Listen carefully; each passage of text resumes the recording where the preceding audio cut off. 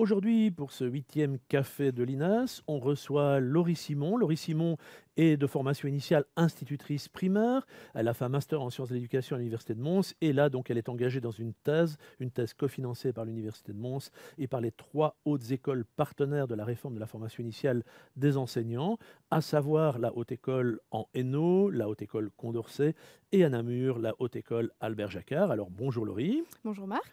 Tu vas nous parler de 2 acronymes, PK Mhm. et EK. Alors peut-être d'abord il faut définir ce que c'est, puis nous montrer la différence entre ces 2 appellations. Alors, pour définir un petit peu, donc, le PK, c'est le parcours d'éducation culturelle et artistique, dans lequel on va retrouver notamment l'éducation culturelle et artistique. Et alors, l'éducation culturelle et artistique, c'est un cours disciplinaire, donc qui va se donner en maternelle, en primaire jusqu'en 3e secondaire, donc au sein du tronc commun. Et le PK, lui, il est plus large parce qu'on va le retrouver vraiment de l'entrée à la maternelle jusqu'à la sortie en réto. Et l'idée du PK, en fait, c'est de donner l'occasion à chaque élève de suivre un parcours donc d'éducation culturelle et artistique fait d'interventions culturelles et artistiques variées et en continuité tout au long de la scolarité.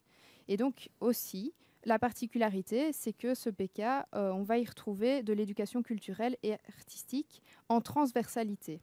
Mais ça veut dire qu'alors, en gros, on va ouvrir l'école. Il ne s'agit pas de faire un cours d'art à l'école, de Mhm. musique ou d'art plastique. C'est vraiment une ouverture de l'école sur le monde. Tout à fait. Donc l'idée, c'est vraiment de rapprocher 2 mondes qui ne Oui. se côtoyaient pas forcément, Mhm. alors que c'est vraiment intéressant de faire rentrer la culture à l'école, évidemment. Mais donc, on va pour ça donner des aides aux enseignants dans le sens où on va apporter d'abord certains rôles qui n'existaient pas pour faciliter cette entrée de la culture à l'école. Et donc, par exemple, parmi ces rôles, on va retrouver les référents scolaires qui, eux, typiquement, vont faire le lien entre les établissements scolaires et la culture, le monde de la culture, les opérateurs culturels, les artistes, les musées, etc. Et on va les trouver où, ces gens? Ils vont être dans Alors, les écoles ou ils vont être... voilà, donc ce sont des référents qui ont été désignés au niveau des différentes plateformes territoriales. Ah, donc il y a un aspect territorial. On Voilà, va exploiter la richesse du territoire en matière de tout à culture. fait. Voilà, donc Musée, salle de concert. oui, c'est ça, on va aller rechercher vraiment, idéalement, dans un premier temps, ce qui est à proximité, au niveau des opérateurs et des artistes.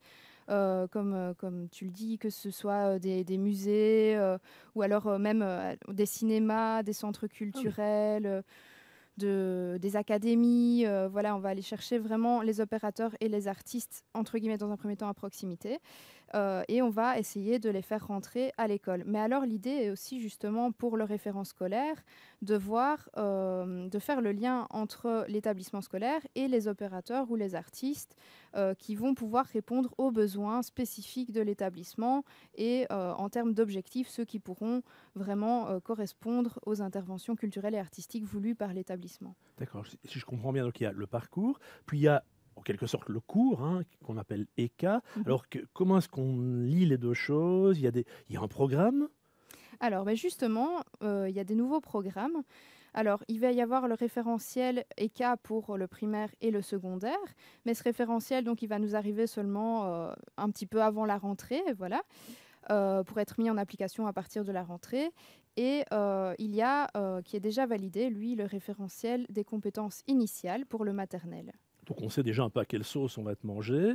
Voilà, c'est ça. Ah oui, et Les- les enseignants, enfin les enseignants n'ont pas, enfin ils n'ont pas trop peur de se lancer dans cette aventure-là? Il y a de la formation prévue? Comment vous voyez ça? Effectivement, donc de base, les enseignants n'ont pas de formation prévue pour mettre en place le parcours d'éducation culturelle et artistique. Et donc, c'est sur ça que je travaille pour le moment dans le cadre de ma thèse. L'idée est qu'en 3 objectifs, on arrive au final à introduire en formation initiale un module de formation pour les enseignants pour qu'ils puissent introduire le PK dans leur pratique. Et donc, on va commencer par aller recueillir les représentations sociales des enseignants par rapport à l'art et à la culture, voir un petit peu d'où viennent ces représentations sociales. Et pourquoi c'est important de s'intéresser aux représentations sociales? Qu'est-ce que c'est que cette histoire-là? Alors, pourquoi s'intéresser aux représentations sociales? L'idée, c'est vraiment d'aller voir quelles sont les conceptions qu'ont les enseignants de l'art et de la culture. Quel est aussi l'intérêt qu'ils portent a priori Mhm. à l'art et à la culture pour pouvoir travailler en ayant conscience de ça.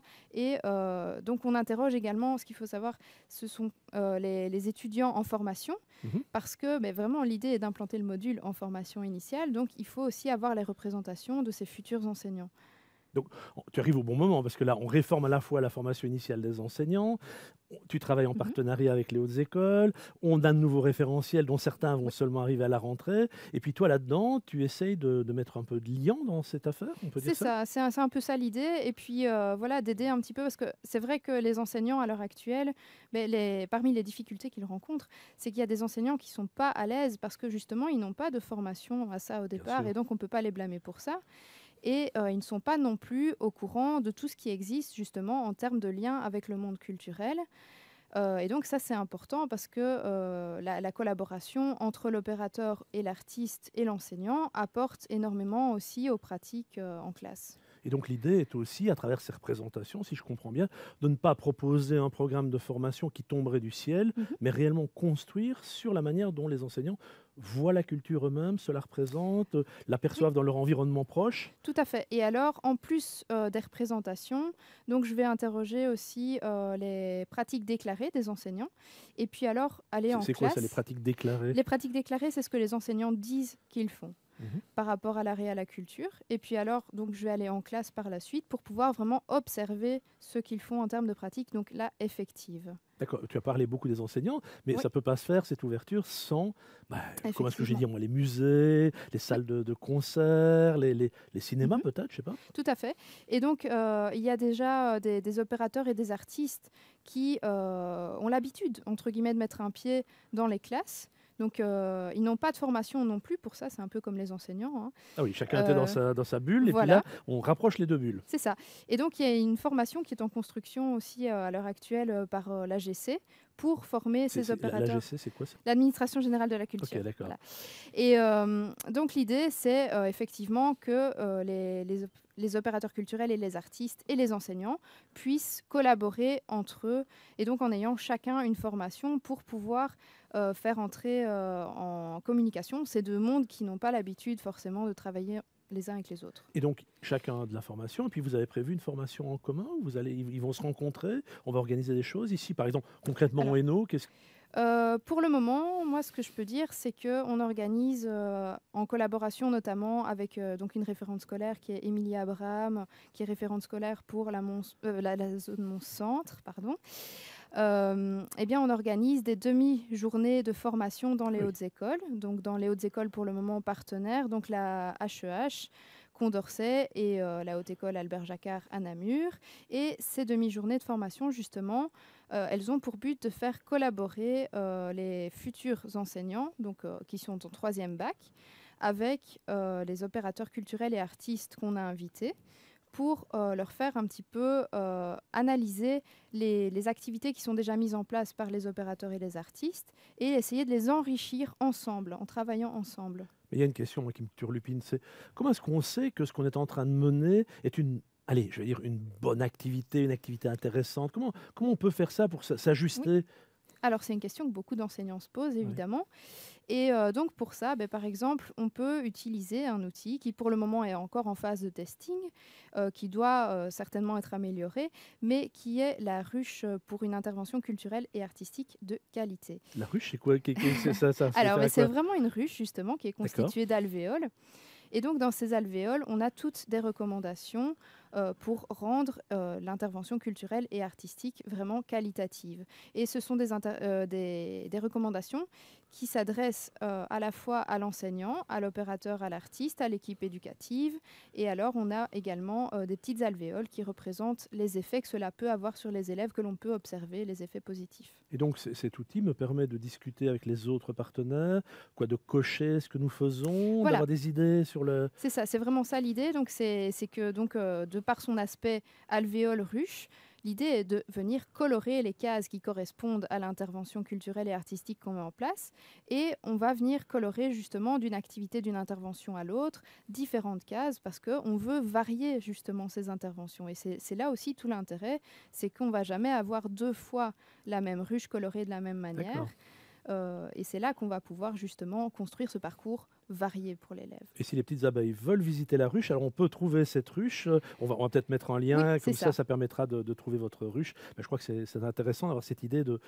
C'est pas des Mhm. pratiques formalisées, c'est vraiment la possibilité de construire ensemble, de trouver des informations, des Oui, recommandations. tout Oui, à c'est fait. Et ça, alors ok. pour préciser, donc cette ruche, elle a été co-construite par Bricteux de l'Université de Liège, Carozin de l'Université de Mons et Lao et Van Camp de l'Université de Namur. Ah oui, donc c'est aussi un partenariat. Donc, en Voilà, dehors du partenariat que nous avons avec les hautes écoles ici en Hainaut, pardon, vous avez aussi un partenariat avec d'autres universités, donc tout à fait, Liège, oui. Namur et nous ici. Ok, super.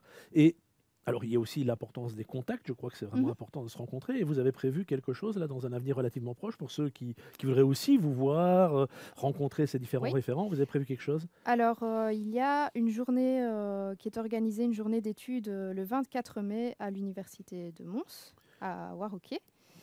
Et pendant laquelle, effectivement, différents intervenants vont parler un petit peu du PK et de l'orientation également. Et ce sera concret ou bien c'est des idées comme Alors, ça? On aura c'est du vraiment. partage de pratiques. Ça va être D'accord, du ok. partage de pratiques, donc notamment, mais donc avec Émilie Abraham, dont j'ai parlé Ah tout oui, à ok. l'heure, nous allons présenter justement cette demi-journée de formation que nous effectuons dans les hautes écoles.